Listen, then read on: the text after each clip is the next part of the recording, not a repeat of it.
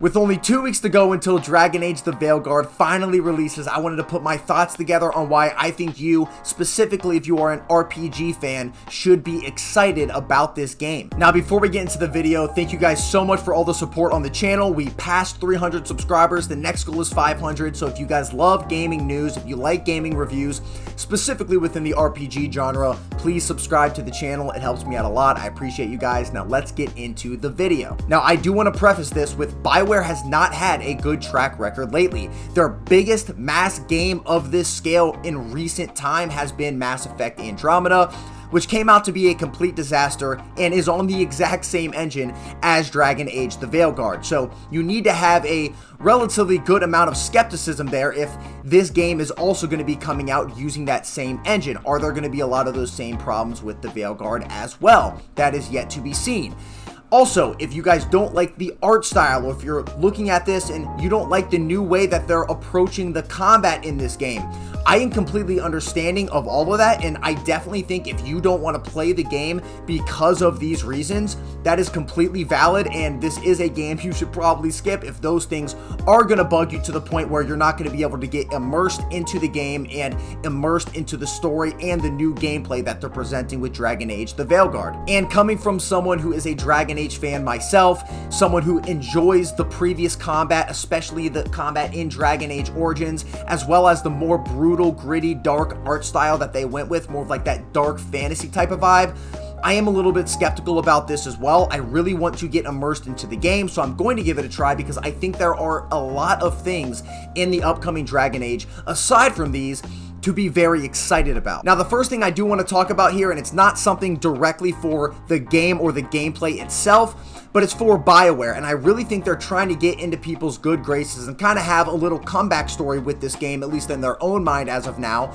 because they are releasing this game for $60, not the normal $70 price tag we've seen. You don't have to use the EA launcher to play this game. You can actually use the Steam launcher to play Dragon Age the Veilguard if you purchase it there. And then on top of this, all of the extra editions, the pre-orders, etc., they don't have bullshit early access tied to them. They don't have extra content tied to them. All they really have is appearance items, which I think is very fair, especially nowadays for pre-order bonuses or collector's editions, etc. Now, the first reason I think you should be excited about this game, and I think they're taking it a little bit out of the Baldur's Gate 3 book in a sense, because they're actually giving the player meaningful choices that are going to affect the world and affect the different quests and the different characters that you're going on the journey with. And we've already seen a lot of this from a lot of different content creators that have taken place and played the game in the pre-release event.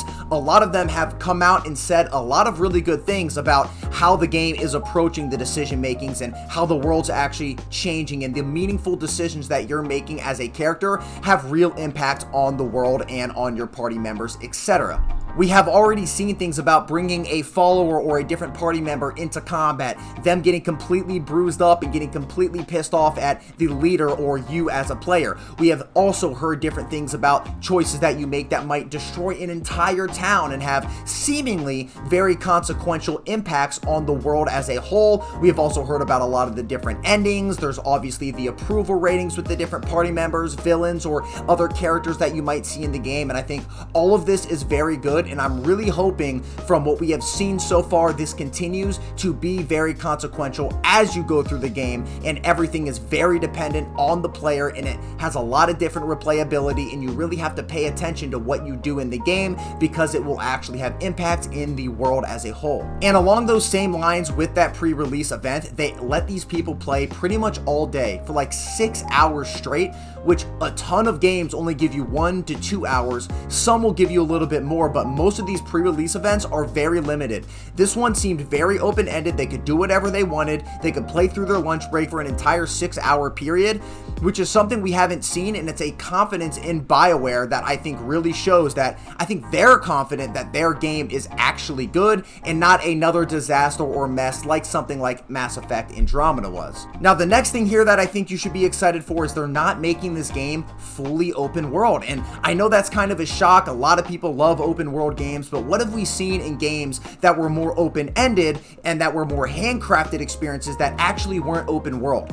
A lot of these were like God of War, that was a great game. Black Myth Wukong, that was a great game. Metaphor ReFantazio, great game. Baldur's Gate 3, great game. The really good RPGs are open-ended. There's a lot of different options and things that you can do. However, they're not quote-unquote necessarily open world fully, and I think that's a really good choice and a really good decision for Bioware, and I think they do this a lot better than they do the open world formula in Inquisition, where you could run into the same issue as they did with the Hinterlands. Now, don't get me wrong, there are very good open world RPGs as well. We've just seen Elden Ring be a completely open world RPG, but let's be honest, From Software is not Bioware. They are a different beast. I am a lot more confident for them to deliver anything than I am for Bioware. But I definitely think this lends Bioware a lot better, especially with the limitations we have seen with the Frostbite engine, to make it open-ended, but more of a structured experience than a full open world experience. And that goes kind of into my next point here of why you guys should be excited,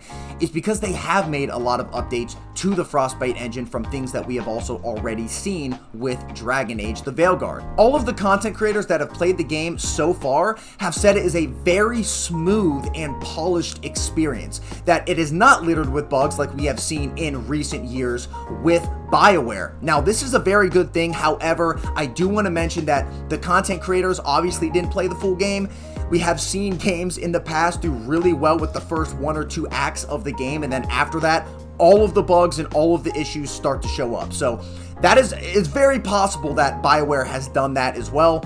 Who 100% knows, but at least from what people are saying and what people have played, it seems like, and I don't know what updates they have made to the engine, but it seems like they have utilized the engine, or they have better developers that know how to utilize the engine to create a game that is not littered with bugs, that is not littered with different glitches, and something that is a smooth and polished experience for the player. And the last reason I think you guys should be excited for this game, and this is a little bit cliche specifically for you Dragon Age and RPG fans, but it's another Dragon Age game. It's a game that's going to be in the same world with a lot of the same lore, with returning characters that you've come to know and love from this series in the past, and I'm really hoping Bioware does it well, and they at least seem confident that they are going to do it well with everything that they have shown us so far, with the $60 price tag, with not a lot of stuff that they're cramming in your face for the pre-orders, with letting the content creators play it for hours and hours and hours on end, completely open-ended.